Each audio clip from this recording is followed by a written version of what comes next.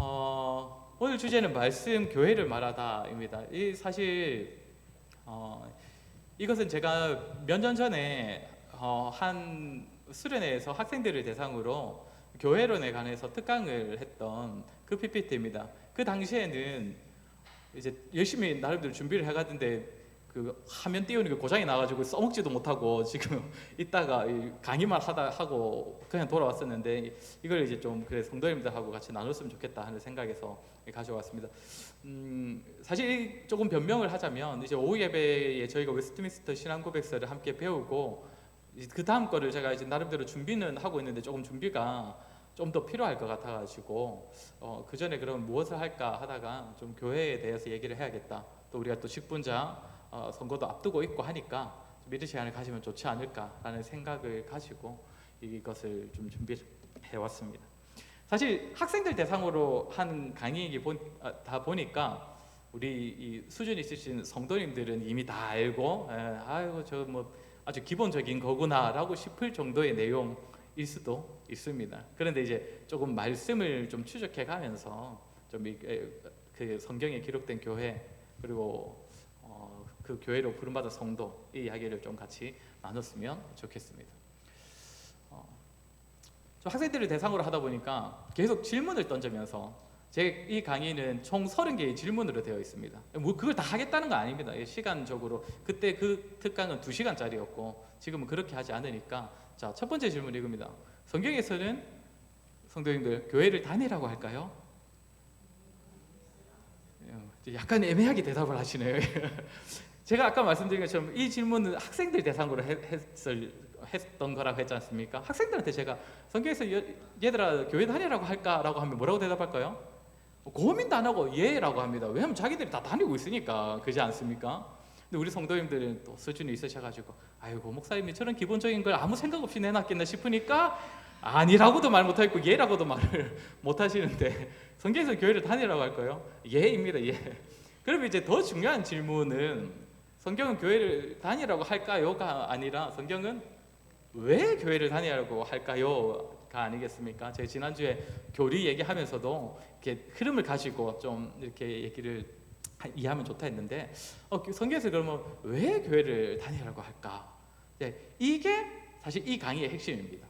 이 강의의 그 핵심인데, 자, 그래서 어쨌든 교회를 다니라고 하는데, 먼저는 뭐라고 답할 수 있냐면 성도의 유익을 위해서입니다. 성도의 유익. 그러니까 교회로 부름받은 성도가 교회 안에서 누릴 수 있는 유익이 있기 때문에 부르신 것이고, 두 번째는 무엇이냐면 교회의 유익을 위하여서 교회 안으로 성도를 부르십니다. 교회를 위하여서 성도가 필요한 부분이 있다는 것이죠. 사실 이게 나라와 국민 사이의 관계도 똑같지 않습니까? 국민을 위해서 나라가 있기도 하지만 또 나라를 위해서 국민이 있기도 한 것처럼, 그렇다고 교회와 성도의 관계도 그렇다는 것입니다. 성도의 유익을 한마디로 한다면 권리, 교회를 통해서 성도가 누릴 수 있는 권리라고 말할 수 있을 것이고, 교회의 유익을 위해서 성도가 존재한다 했을 때 그것은 의무라고 할 수 있을 것입니다. 어느 공동체이든 이 두 가지는 항상 존재하지요. 그 공동체, 속해 있는 공동체에서 누릴 수 있는 권리, 그리고 공동체를 위해 해야 할 의무. 자, 이게 이제 또 이 강의의 딱 큰 두 타이틀입니다. 오늘은 1번만 할 겁니다. 예. 자, 그럼 성도의 유익을 위해서 우리가 그 교회에 가야 된다라고 하는데, 자, 그럼 질문 세 번째, 꼭 교회에 가야만 구원을 받느냐? 그러니까 교회에 꼭 가야만 이제 유익을 얻을 수 있느냐입니다. 성도 여러분, 대답하기는 꼭 안 하셔도 되는데 한번 생각을 해보십시오. 교회에 꼭 가야 구원을 받느냐? 우리 어렸을 때부터 교회에 가야 구원을 받는다가 아니라 믿음으로 구원 받는다, 곧 다 배웠지 않습니까? 맞죠? 그러니까 당연히 이 질문에 대해서는 이 질문이 나올 수밖에 없는 것이죠. 꼭 교회에 가야 되느냐? 그냥 내가 혼자서 잘 믿어도 되는 것 아니냐? 그런 생각으로 교회를 안 나가는 사람들을 누구라고 부른다고요? 가나안 성도라고 말한다고 했지 않습니까? 물론 이제 그 사람 중에서는 또 많은 분들이 이제 나한테 맞는 교회만 나타나면 난 얼마든지 언제든지 교회를 갈 것이다 라고 말은 한다고는 하지만, 그러면 또 이제 다음 질문입니다. 생각보다 질문이 엄청 빨리빨리 지나가서 좋지요, 생각보다. 예. 그럼 이제 교회의 의미, 교회라는 이름이 가지는 의미가 무엇인지를 조금 생각해 보아야 합니다. 교회에 꼭 나가야 하느냐, 이 질문에 이어서 또 질문하는 겁니다. 자, 이건 우리 한번 같이 읽어보도록 하겠습니다. 시작. 예수 그리스도를 주로 고백하고 따르는 신자들의 공동체. 뭐라고요? 신자들의 공동체라는 것입니다. 이거 교회라는 이 한자어도 뭡니까? 가르칠 교와 모일 해자죠. 그렇기 때문에 성경에서 또 그 원어적으로 말했을 때 뭐 에클레시아, 바실레이아 이런 단어들을 막 교회를 하는 그 칭하는 단어들이 있는데 전부 다 공동체를 뜻합니다. 공동체. 그래서 내가 혼자서 나는 얼마든지 신앙생활 잘할 수 있고 하나님 잘 믿을 수 있다. 그래서 난 혼자서 예배하고 난 혼자서 예수님 잘 믿을래. 라는 말이 전혀 틀린 말이 될 수는 없겠지만 사실상 그 사람은 교회의 의미를 제대로 모르는 사람이 하는 말이다라고 생각할 수 있다는 것입니다. 그렇기 때문에 또 다섯 번째 질문이 나옵니다. 그럼 교회는 언제 시작된 것일까? 왜 이 질문이 나오냐면 그러면 믿는 자가 꼭 교회로 부름받아야 한다면 교회가 없었던 때도 있지 않습니까?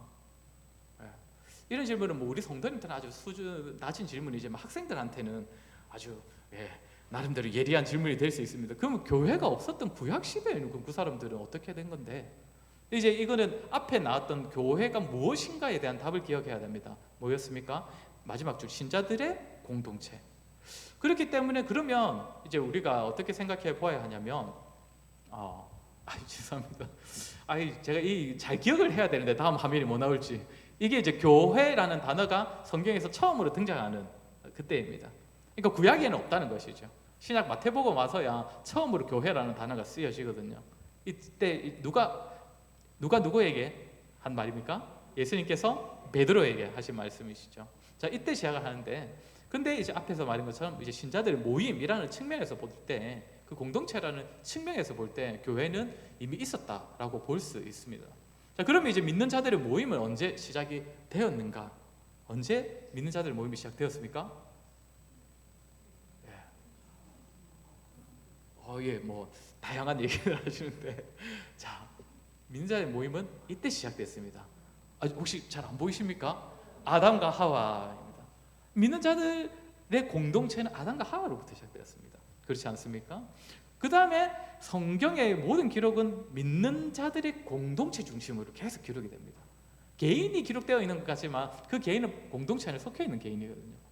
자, 그 다음에 어떤 얘기가 나옵니까? 셋의 후손에 대한 얘기가 나옵니다. 가인이 아벨을 죽임으로써 이제 가인은 사실상 하나님께 버림을 받고 이제는 남아 있는 새로운 후손인 셋이 이제 아담과 그 하와의 자녀인 셋이 하나님께서 택하신 후손이 되죠. 그리고 그 다음에 어떤 이야기가 나옵니까? 6장에 가면 노아의 가족 이야기 나옵니다. 세상이 다 타락했을 때 노아의 가족은 하나님께서 은혜를 받은 자들, 하나님께서 택해 주신 가정입니다. 그 다음에 또 어떤 이야기 나옵니까? 에벨의 후손, 이거는 사실상 흔히 다루는 내용은 아닌데 노아의 아들인 셈의 후손입니다. 아브라함의 조상이죠.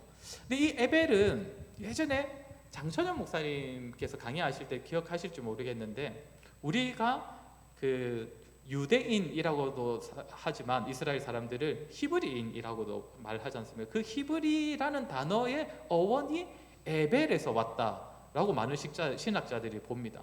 그래서 뭐 아무튼 이제 그래서 한번 적어 본 것이고, 그 다음에 이제 나오는 내용은 이제 아브라함의 가족들이 이제 창세기에서 이야기가 이제 계속 진행이 되죠. 그리고 이제 이후로는 이제 이스라엘이라는 이제 나라로서 그래서 믿는 모임들이 이렇게 존재를 하게 됩니다.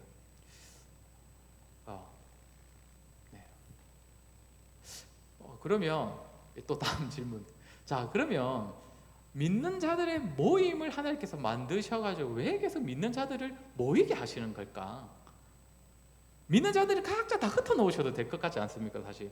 그러니까 가나안 성도들의 말처럼 각자 한 사람 한 사람에게 믿음 주셔가지고 각자 한 사람 한 사람이 알아서 하나님 잘 믿고 구원받으라고 하셔도 될 것 같은데 왜 공동체를 모으시는 걸까?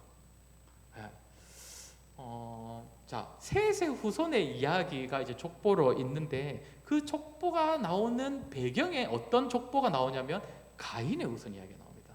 그렇죠. 그리고 노아의 가족 이야기가 나올 때 그 배경에 무엇이 먼저 등장합니까?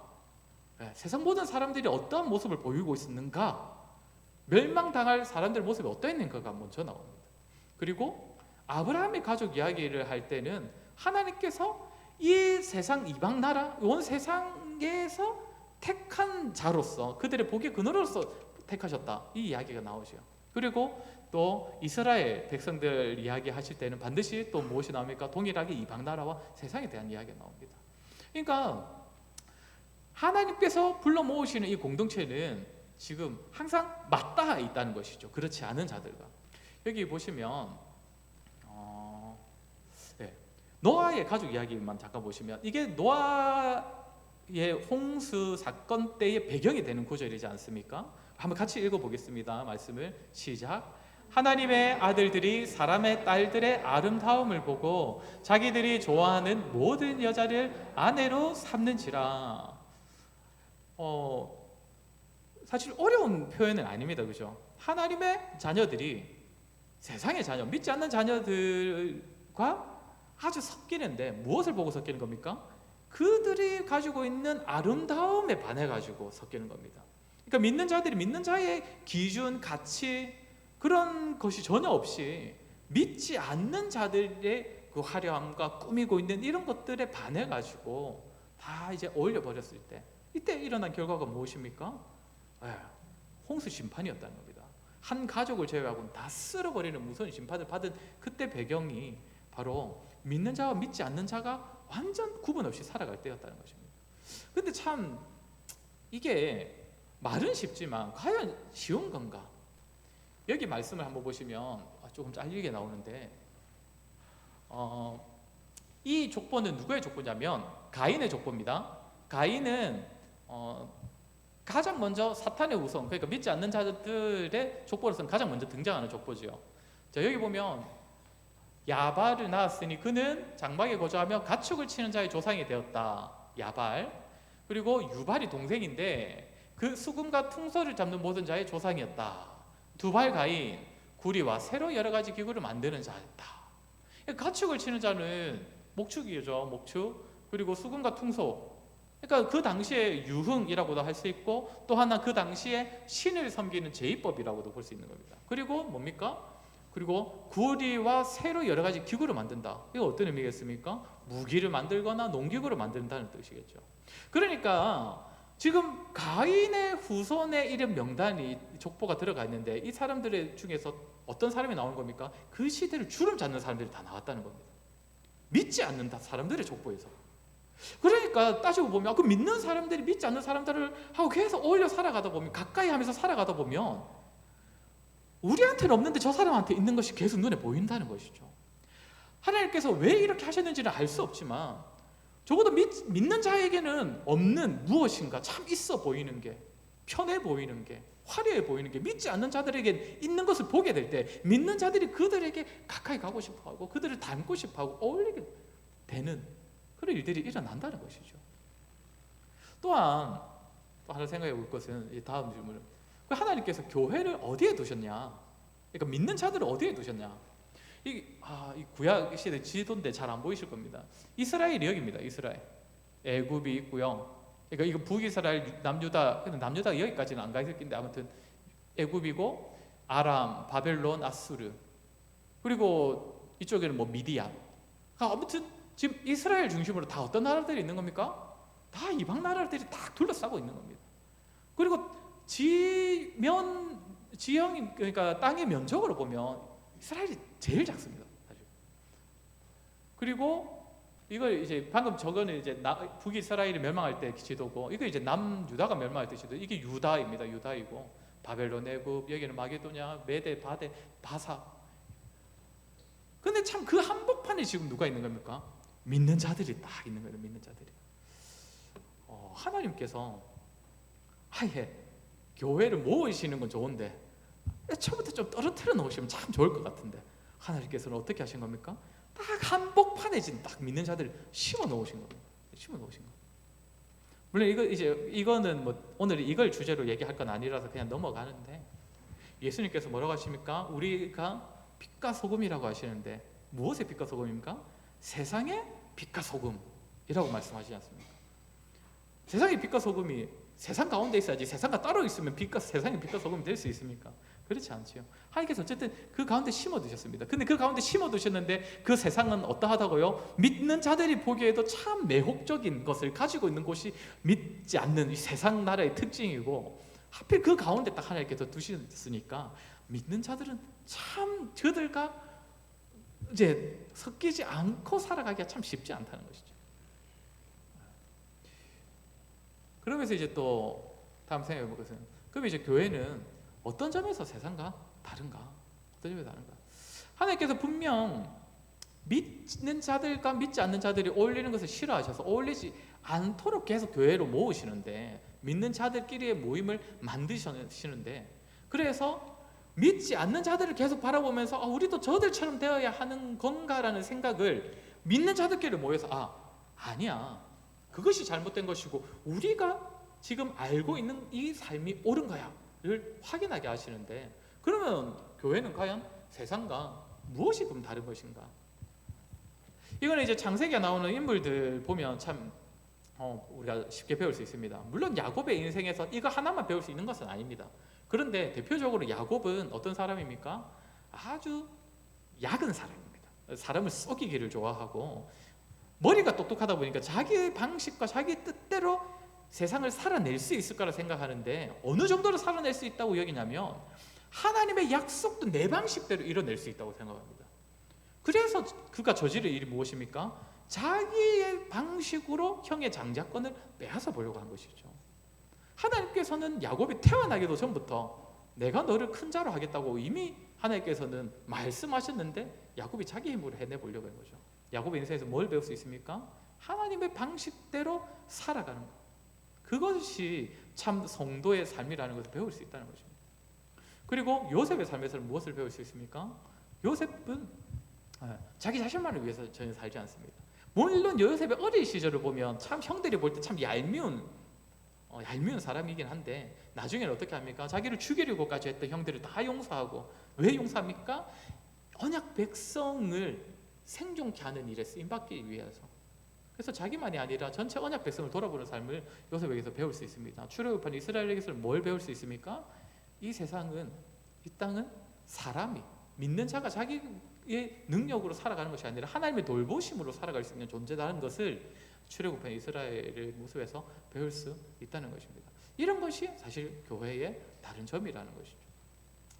그러면 이제 다음으로 질문은, 그럼 이제 제가 지금 예배에 대한 얘기가 바로 나왔는데, 이 얘기를 왜 해야 되냐면, 교회가 결국 모여서 하는 가장 어떻게 보면 중요하고도 또 그 모여서 하는 그 가장 궁극적인 것이 바로 예배이기 때문에 예배에 대한 이야기를 해야 되는데,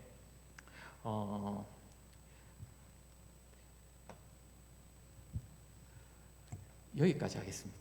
죄송합니다.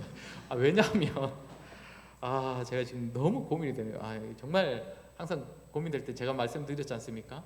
애매하게 다음 게 남아 있을 때 이럴 때는 빨리 맞춰도 안 좋아하실 수도 있고, 더 했다가 더 늦게 맞추면 더 안 좋아하실 것 같아가지고 제가 다음 주는 헌신 예배고 다다음 주에, 그래서 지금 이제 사실 그 9번째 질문에서 딱 끊기는 겁니다. 첫 번째 주제가 뭐냐면, 하나님께서 왜 계속 불러 모으시느냐, 왜 따로 모으시느냐. 하나님께서 이스라엘 백성들, 그러니까 믿는 교회 공동체는 세상과는 다르게 살게 하시기 위하여서 일부러 구별시키시는 겁니다. 구별, 거룩이라고 하죠. 우리가 세상이 아무리 좋아 보여도 그들을 부러워하지 않을 수 있도록, 그러려면 우리가 우리끼리 모여야 합니다. 사실 우리끼리 모여가지고 서로가 서로를 보면서 내가 틀리지 않다는 걸 교회에서 확인해야 합니다. 세상에서 확인할 것이 아니라, 나도 저 사람들처럼 더 많이 모으고 더 높은 자리에 올라가기 위해서 발버둥 치고 그렇게 살아야 하는 것이 옳은 것 아닌가 싶을 때 교회에 와가지고 그것이 다가 아니라는 것을 우리 안에서 확인을 해야 된다는 것이죠. 우리는 하나님께서 돌보시는 자들이다, 하나님의 방식으로 살아가는 자들이다. 그것을 우리 안에서 같이 모여서 확인할 때 우리가 참으로 거룩하게 살아갈 수 있는 것입니다. 그리고 그런 자들이 모여서 드리는 것이 예배이시요. 자, 어쨌든 저와 여러분, 하나님께서 우리를 부르신 교회는 현재는 적어도 이 시점에서 사천 온누리 교회입니다. 이 교회를 통하여서 우리가 정말 세상 사람들과 무엇이 달라야 하는지를 부지런히 배우시고 또 취하시고, 또 그래야 해서 세상에서도 하나님께서 구별되게 부르신 자로서 거룩하게 살아가시는 저와 여러분 되기를 간절히 소원합니다.